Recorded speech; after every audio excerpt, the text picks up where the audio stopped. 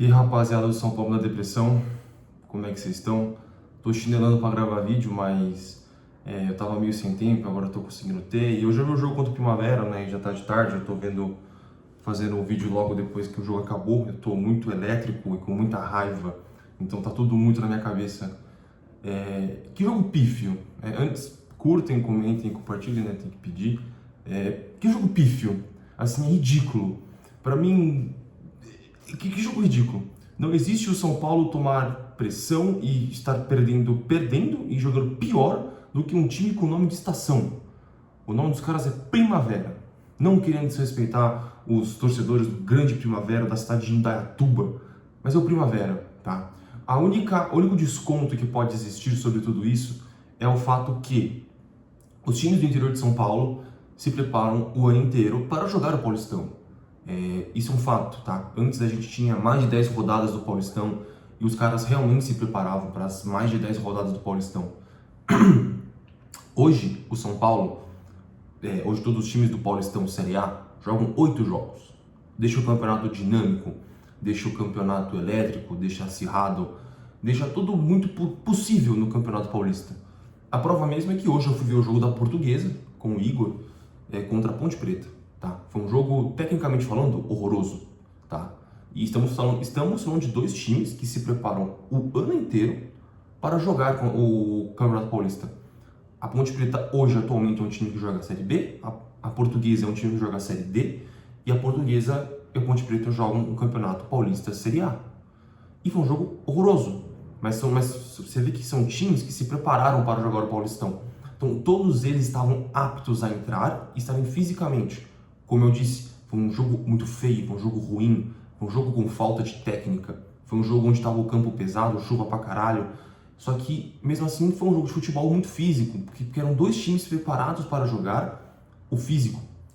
Hoje parecia que o Primavera estava mais apto a batalhar em campo do que o São Paulo.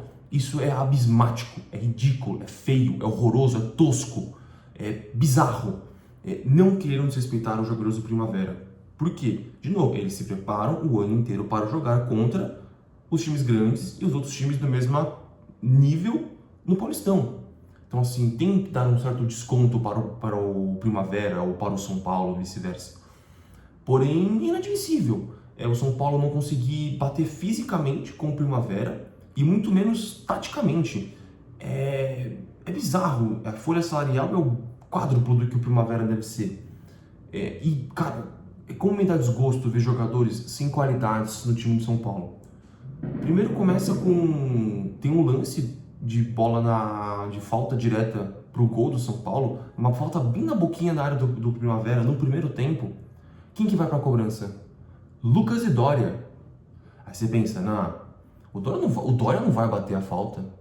O Dória não vai bater a falta. O Dória além de zagueiro, é o Dória é cabeção. Falei, não é possível. Aí tentam fazer uma belíssima jogada ensaiada, o Lucas vai, ameaça e volta pro Dória bater. O Dória é duro para bater a falta. A bola passa por cima da travessão. Não, na verdade bateu na barreira e subiu pro... Então assim, gente, não existe o Dória, o zagueiro Dória Cabeção, que fez em um ano 8 jogos pelos times do México. O Dória Cabeção que já era ruim há 11 anos atrás. Bater uma falta direta para gol no time do São Paulo. Por mais que eu não goste do Lucas batendo falta, eu não suporto ver o Lucas batendo falta. Eu não suporto. Por mais que eu não goste do Lucas Moura batendo uma falta, eu ver o Dória bater uma falta. O Dória. Ridículo. Isso é inadmissível. E eu queria entender também um fator tático do Crespo. Eu sou apaixonado pelo Crespo. Por mim, o Crespo assinaria um contrato vitalício com o São Paulo. Mas ele sabe que o esquema que ele está tentando entrar em campo não está funcionando. Gente, o time do São Paulo não joga do jeito que o Crespo gostaria com o esquema que ele tem, que ele gosta de aplicar e transformar em campo. O time não funciona. Então o Crespo tinha que começar a entender um pouco mais. Porque não adianta você querer poupar no Paulistão, que a gente estava até então quase sendo rebaixado, e não classificando para o mata-mata do Paulistão. A gente não estava classificando para o mata-mata do Paulistão. A gente estava perto da zona do rebaixamento. Então não existe você querer poupar jogador do Paulistão, lançar time misto contra o Primavera, para poder ir forte no Brasileirão no começo. A gente não vai lutar para ganhar o Brasileirão. A gente tem que se preocupar em ir para o mata-mata do Paulista. A gente tem que se preocupar em não cair no Paulista. Então, assim, não existe time misto, tá? Não existe time misto e ainda mais um time misto com o esquema tático que não está funcionando nem com os titulares. Então, assim, isso tem me incomodado muito nele. Eu vou dar um simples toque na escalação do Crespo, tá? Eu tô com o celular da minha namorada aqui, que eu coloquei a senha errada, aí agora foi. Ó, foi o Rafael no gol, o Alan Franco, o Dória e o Ferrarese. Quando eu vejo o Ferrarese jogando, me dá saudade do Sabino. Quando eu mentira, eu nunca tenho saudade do Sabino. Eu acho o Sabino uma aberração no futebol. A única desculpa pro Sabino ser um jogador profissional é que ele é canhoto. Mas eu vejo o Ferrarese jogar assustado e afobado, me dá desgosto. Eu vejo o Dória jogar, assim, não foi uma atuação ruim do Dória, tá? Mas o Dória não pode ser zagueiro de São Paulo. Eu peguei um bode do Dória, eu não consigo mais ver o Dória jogar a camisa de São Paulo. O Alan Franco dormindo. O Primavera quase empatou o jogo no final. Quem que tava no lance da defesa de São Paulo? Tava o Luca e o Alan Franco. O Alan Franco toma um baile do jogador do Primavera, o cara entorta o Alan Franco, porque ele tá sempre desligado, tá dormindo. O Alan Franco tá sempre desmaiado, dormindo, sonolento em campo, desligado. Já basta o Rafael desligado, aí tem o Alan Franco desligado, o Arboleda tá sempre, parece que tá bêbado. Nada funciona. O que me preocupa no São Paulo hoje não é o ataque, não é o meio, é a zaga. A zaga me preocupa pra caralho. A zaga do São Paulo me deixa preocupado, eu tenho medo da zaga do São Paulo. Aí vem o brilhante Cedric, na lateral direita, o Enzo em campo, aí o Marcos Antônio Bobadilla, que Bobadilla pra mim é terrível em campo. O Bobadilla ele funciona muito bem, na minha opinião, quando o Crespo estava colocando 3 meio campistas para jogar. Marcos Antônio, Bobadilla e Danielzinho, Pablo Maia, Bobadilla e Daniel Marcos Antônio. Para mim, assim, o Bobadilla funciona um pouco mais. Porque a gente não tem, até hoje a gente não sabe a função do incrível atleta Bobadilla. Então quando a gente joga com 3 meio campistas e o Bobadilla é um deles, ele fica mais livre para flutuar. Então ele não tem tanta função em campo específica. Então assim, é um jogador sem posição. Dá para falar que ele é o Coringa do São Paulo? Não dá, porque ele não coringa. Tá? Porque a gente não sabe a posição do cara. Enfim, Cedric como ala direita, o Marcos Antônio, Bobadilla e Enzo. Aí o trio de ataque do São Paulo. Feridinha, Tapia e Lucas. Primeiro, eu não aguento mais ver o Lucas na ponta e nem no meio, tá?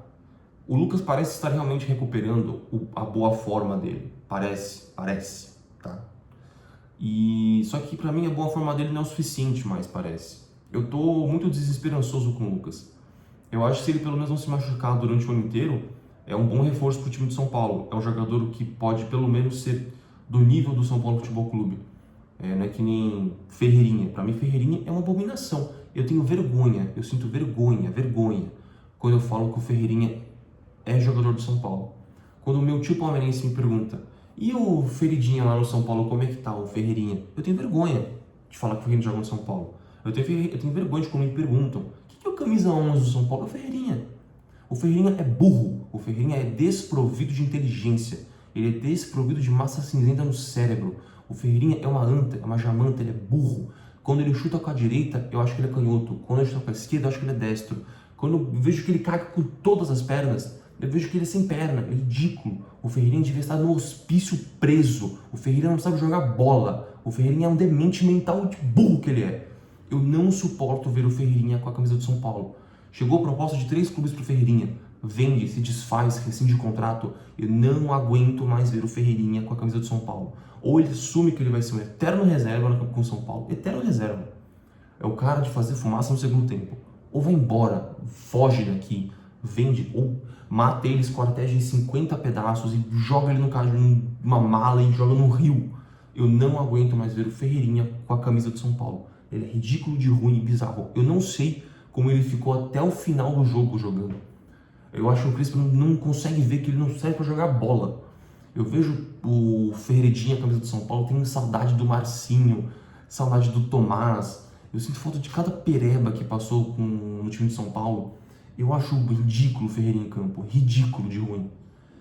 E o Tapia ele é gordo, ele é ruim, ele é desengonçado, ele é grande, ele é troncudo, ele é burro, mas ele pelo menos eu acho que ele sabe que ele é tudo isso. E a gente também sabe, então a gente não consegue pegar pilha do Tapia de raiva. E como o próprio Barolo fala, né? Tipo, ele é um centroavante burro, né? Ele tem que fazer gol. Só que é o que a gente tem pra hoje, né? Então, é um cara que... Eu não gosto quando o Barolo fala que o Luciano é o tipo de cara que, se o Tele Santana visse na época dele, nem passava pela porta. Eu ouso dizer que o Tapia não atravessaria nem a rua. O Tapia não chegaria perto da estação Barra Funda. O Tapia ia chegar na Raposo Tavares para chegar em Cotia, ele dá meia volta. Eu acho o Tapia abismático de ruim. Porém, o Tapia ele sabe que ele é ruim. E a gente precisa de um cara ruim que nem ele. Mas a gente não precisa de um cara ruim que nem ele no começo do jogo. O Tapia como titular é tosco de ver. Ainda mais quando ele joga isolado como camisa 9. Porque parece que ele não tem com quem se apoiar direito. E fica um negócio feio. E eu não sei dizer. E quando o Caleri tem uma sequência boa de jogos, o Crespo põe ele de reserva pro Tapia entrar. Não se explica. O São Paulo tá perdendo de 1-0. Era perfeito o Tapia entrar no segundo tempo, no lugar de alguém ou do próprio Caleri. Eu não tiraria o Caleri se fosse a situação, mas ele é um bom jogador pro segundo tempo, tá? Mas o problema é que assim, o Crespo, mas o Luca, Takashi, o Crespo mexeu bem no segundo tempo. Quem entrou no segundo tempo foram os caras que participaram da virada do São Paulo. Esses caras tinham que estar em campo desde o começo. Não é que ele mexeu bem, é que os jogadores importantes estavam no banco. Aí é fácil você pôr o jogador bom que estava no banco para jogar no segundo tempo. É muito fácil falar que mexeu bem. Então assim, eu acho que o Crespo ele tá querendo forçar muita barra pro time perder nas últimas escalações. Eu não consigo entender o que tá se passando na cabeça do Crespo. Aí entra Caleri, entra Luciano, entra o Lucas Ramon, que na minha opinião fez uma boa estreia, entra o Luca Marques, entra o Pedro Ferreira e entra o Danielzinho. Danielzinho entrou muito bem, participou do primeiro gol do São Paulo. Luciano e Caleri participaram, obviamente, do segundo gol do São Paulo. O Lucas Ramon também participou do segundo gol do São Paulo. Só que o Luca participou também do primeiro e do segundo gol do São Paulo. Só o Pedro Ferreira que não participou, porque ele entrou no minuto 91, o jogo acabou no 96. Então, assim, é triste ver o que o São Paulo está jogando, é triste. Eu só consigo passar um pano, o pano de que o São Paulo jogou contra um time que se preparou o ano inteiro para jogar o Paulistão. É a única desculpa plausível que existe hoje dentro do São Paulo Futebol Clube. E olhando a tabela hoje, encerrando a noite de hoje, a gente termina em oitavo. É o último time da classificação do Paulista. São 8 rodadas, 8 times classificam. O São Paulo está com 7 jogos disputados. E se não me falha a memória, o Mirassol está com 6. O Mirassol tem aparentemente um jogo atrasado. Ou não atrasado, né? O Mirassol joga amanhã, domingo. Se o Mirassol ganhar, o Mirassol passa, gente, eu tenho quase certeza. E o São Paulo só tem mais um jogo, né? Que é o jogo contra o... Oh, meu Deus. Vamos ver como é que tá a tabela aqui. O São Paulo pega agora a Ponte Preta, lá no Moisés Lucarelli, lá em Campinas. E é ganhar ou ganhar, porque o Mirassol tá com 6 jogos. Se o Mirassol ganhar amanhã, o Mirassol passa o Mirassol e o São Bernardo, tá? O Mirassol tá com 8 pontos, a gente tá com 10. O São Bernardo está com 8 pontos também, e a gente com 10. Só que o Mirassol tem 6 jogos, o Mirassol joga amanhã, o São Bernardo já jogou. Pega algum time também do interior de São Paulo, algum time random aí, não é nenhum baita time. E o São Bernardo também está com os mesmos 8 pontos do Mirassol e está com 7 jogos. Se o Mirassol ganha amanhã, o Mirassol passa a gente. Aí chega no jogo contra a Ponte Preta, no domingo que vem, é ganhar ou ganhar. Se a gente ganhar e o Mirassol ganhar também, a gente não vai passar da fase de grupos. A gente vai ficar na fase de grupos do Campeonato Paulista. Eu não tenho vergonha em dizer, tipo, nossa, olha que ridículo, que não sei o quê. Tudo bem, eu acho que faz parte, é um novo regulamento, é difícil. Tava na cara que algum grande de São Paulo ia ficar fora do mata-mata do Paulistão. Só que a gente vê a tabela de quem tá se classificando pro mata-mata do Paulistão. Novo Horizontino, Portuguesa, Palmeiras, Bragantino, Corinthians, Guarani, Botafogo e São Paulo até o momento. Então assim, tipo... não é vergonha, mas... Porque, por exemplo, o Santos não vai mais pro mata-mata. Mas é ridículo, tá? É ridículo. A gente aqui no mínimo ter pegado essa vaga do Botafogo de São Paulo. É ridículo. É ridículo, é abismático ver o São Paulo hoje. Me dá medo, me dá medo. Se o Crespo não for com uma postura de meter os 11 titulares em campo com um esquema minimamente diferente para poder brocar 50 gols na Ponte Preta, e tentarei estar lá, porque eu moro perto de Campinas, eu moro a uma hora e meia de Campinas. Eu moro perto do Rodoanel. Então, assim, eu vou tentar ir no jogo, né? Com os meus amiguinhos. Porque eu não sei, tá? Eu sou idiota, eu acho. Eu sou um tonto. E é isso, eu tô nervoso, eu tô com raiva, é ridículo, eu tava passando mal vendo aquele jogo. Eu não tava aguentando ver o Lucas carregar a bola no pé, o Ferreirinha encostava na bola, eu tinha vontade de bater minha cabeça na parede. E o que me doía mais é ver o Caleri fazendo um gol de virada contra o Primavera e ficar comemorando assim.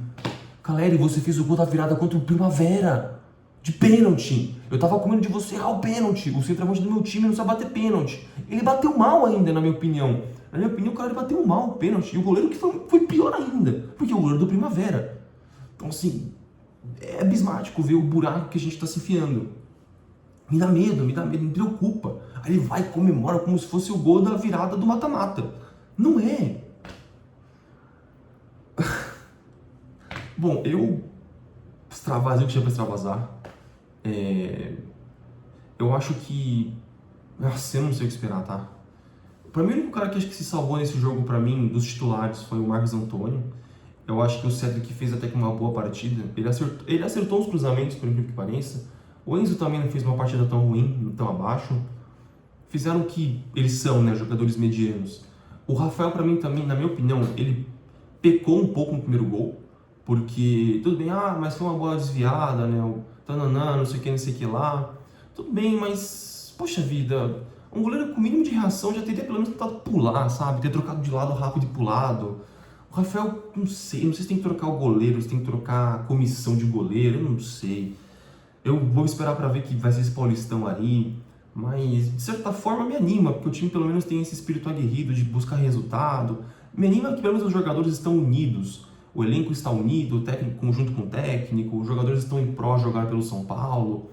Depois da saída do Júlio Casares, a chegada do Rafinha, as demissões, é animador ver que o time pelo menos é aguerrido em campo, é um time que tenta buscar o resultado, mesmo jogando mal, mesmo jogando mal.